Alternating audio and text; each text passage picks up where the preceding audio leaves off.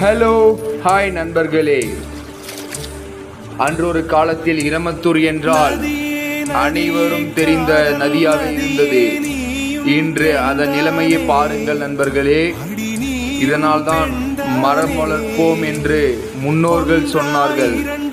மரம் இல்லாத காரணத்தினால் காற்று மாசுபாடின் காரணங்கள் மழையின் தாக்கம் கம்மியாக உள்ளது, வெயிலின் தாக்கம் அதிகமாக உள்ளது. அதனால் இரமத்தூரில் தண்ணீரின்றி காணப்படுகிறது. இந்த காணொளியில் காணுங்கள் நண்பர்களே. அனைவரும் மரம் வளர்ப்போம், மழை பெறுவோம் நண்பர்களே.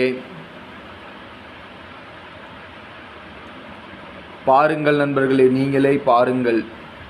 இதுதான் இன்றைய இரமத்தூரின் நிலை. ஹலோ ஹாய் நண்பர்களே.